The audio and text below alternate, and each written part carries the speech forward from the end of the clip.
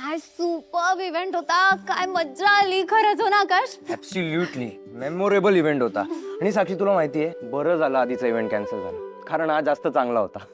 Exactly, म्हणजे तो event झाला असता तो असा टिपिकल इव्हेंट झाला असता. हा इव्हेंट म्हणजे एकदम सुपर्ब आणि मेमोरेबल होता. तुमचे सगळे टेन्शन गेले ना? हो, आणि आमची आणि आमच्या प्रोडक्टची खूप अलाइन्ड आणि वेगळी इमेज झाली market. Congratulations Akash.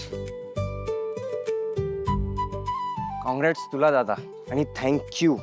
Thanks to you. बस बस बस. आजी, हा, मस्त झाला ना इव्हेंट? अरे हो, एकदम मस्त झाला. आणि आपल्याच फॅमिलीमध्ये इतकी हुशार मुलं आहेत की तुमच्या समोर कुठलाही प्रॉब्लेम आला तर तुम्ही लोक सगळे सॉल्व्ह करणार त्याला. आणि मी आता तेजाला तेच सांगितलं होतं. कधी अगं आत्ताच. आई? नाही, पण आकाश जोक्स अपार्ट, पण माझ्या एवढ्या वर्षांच्या एक्सपिरियन्स मध्ये हे असं पहिल्यांदा घडतंय. हो ना आई? नाही म्हणजे इव्हेंट्स कॅन्सल होतात, पुढे मागे होतात, पण लास्ट मोमेंटला एवढा चांगला इव्हेंट कधीच होत नाही. म्हणजे मलाही कळत नव्हतं काय करायचं आता. मार्केटमधल्या आपल्या क्रेडिबिलिटीवर शंका आली असती, आपली इमेज डाऊन झाली असती. पण तू लास्ट मिनिटला इतकी चांगली आयडिया घेऊन आलास की पुढे सगळं एकदम स्मूथली झालं. रिअली? आणि होणारच होतं. What a brilliant idea Akash, superb.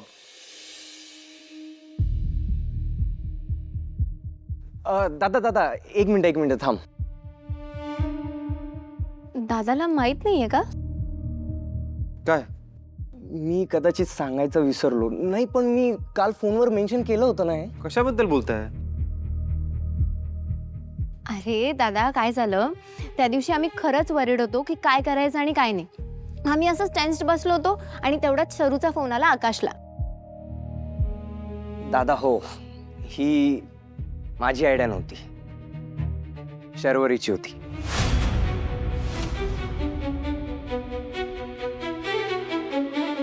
She is next level crazy. म्हणजे हो, तिला काल खूप वाईट वाटलं होतं कारण तू तिच्यावर ओरडला नाहीस. डायरेक्ट म्हणाला की तू तिला काम दिलं त्यामुळे तुझी चूक झाली. त्यामुळे ती थोडीशी हर्ट होती. हा, म्हणजे तुझ्यावर चिडली नव्हती ती, पण तिची क्रेडिबिलिटी राहिली नव्हती, त्यामुळे तिला खूप वाईट वाटत होतं. आणि मग तिने मला ही आयडिया दिली आणि मी सगळ्यांशी शेअर केली. हो, आम्हाला सगळ्यांना ती आयडिया खूप आवडली. वी वर इम्प्रेस्ड, आणि म्हणून आकाशने तुला कॉल केला. आणि उत्साहाच्या भरात मी तुला हे सगळं सांगायचं विसरूनच गेलो. ही सगळी तयारी, ही सगळं मॅनेजमेंट, प्रेझेंटेशन शरूनी केलं, ते पण रात्रभर जागून. त्यामुळे ते हे सगळं एवढं स्मूथ पार पडलं. इनफॅक्ट आईंच्या हस्ते लॉन्च होणं ही पण तिचीच आयडिया होती. आजी, तू म्हणतेस ना ते एकदम परफेक्ट आहे. खरंच आपल्या फॅमिलीमध्ये ना सगळी हुशार मुलं आहेत. म्हणजे तशी शरू पण आता आपल्या फॅमिलीचाच भाग आहे ना. नाहीतर सगळेच खानोलकर खूप एम्बॅरेस झाले असते.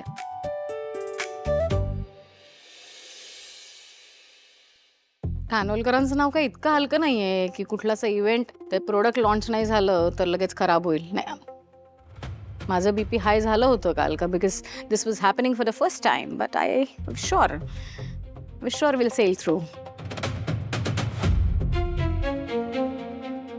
अगं हो आई, म्हणजे मी म्हणत होते की तू म्हणतेस ना की नाव कमवायला खूप वेळ लागतो, पण ते गमवायचं असेल तर छोटी चूक सुद्धा पुरेशी असते.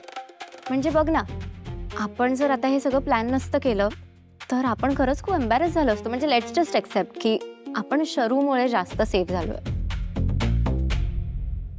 हो, खरंच मला खूप कौतुक वाटतं शरूचं.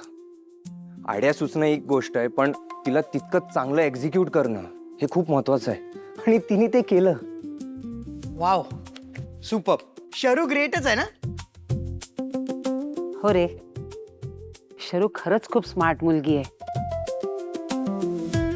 नाही, खरंच असं असेल तर आपण आता टाळ्या वाजवून कौतुक करूया तिचं. काय जय?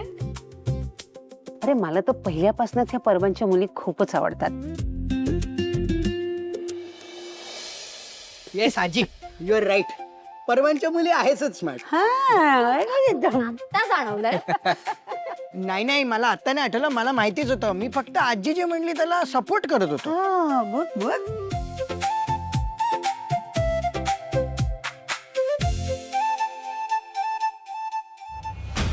तरी आईने आधीच वॉर्न केलं होतं, कोणातरी एक्सपिरियन्स माणसाला ब्रँड अँबॅसेडरशी कम्युनिकेट करायला सांग, नवीन माणसाला नको.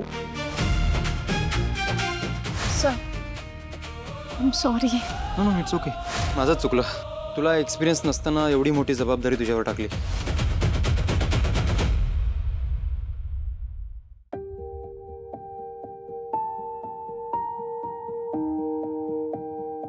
मी बोलते ना, अरे शरू आपली काही म्हणजे काहीही करू शकते. अरे काय प्रोग्राम झालाय ना, असे सगळे जण टाळ्या वाजवत होते. तुम्ही ना तिकडे असायला पाहिजे होतं. मी असं देवाला नमस्कार केला आणि स्वामींना म्हटलं की स्वामी असेच सगळेजण माझ्या मुलीचं कौतुक करू दे. आपली शरू ना खूप मोठी होणार आहे. तुम्ही ना लिहून ठेवा.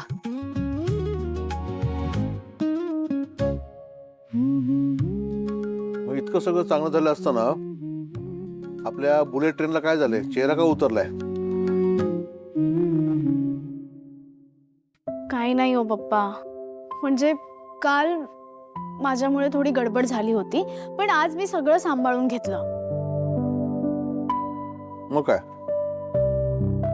पण कामाच्या ठिकाणी असं होतच ना. तसं नाही हो पप्पा, म्हणजे एवढं सगळं केलं तरी त्या जय खानोलकरच्या तोंडातून एक साधं थँक्यू सुद्धा नाही आलं. ऐन वेळी मी एवढी धावपळ केली पप्पा, आणि जे झालं ना ते कंपनीच्या भल्याचंच झालं. अच्छा, मग एक साधं थँक्यू बोलायला काय जातं त्या शायनरला? असं झालं वय. हा, म्हणजे असं छान वाटतं ना की कोणी आपल्या कामाचं कौतुक केलं तर, आणि आपल्या बॉसने जर केलं तर कसं काम करायची अजून इच्छा होते. मला सांग, तू काम कशाला करतेस? कुणीतरी थँक्यू म्हणावं म्हणून, की बॉसनं आपलं कौतुक करावं म्हणून काम करतेस?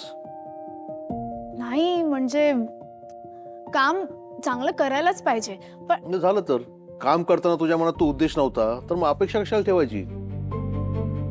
नाही म्हणजे शरू, काम तर चांगलं करायलाच पाहिजे. सर्व ऐक ना, माऊली काय म्हणतात, म्हणून कर्माच्या फळी आसक्ती नसावी जवळी, आणि कर्मातरी मुळी हळस न व्हावा. बरोबर की नाही?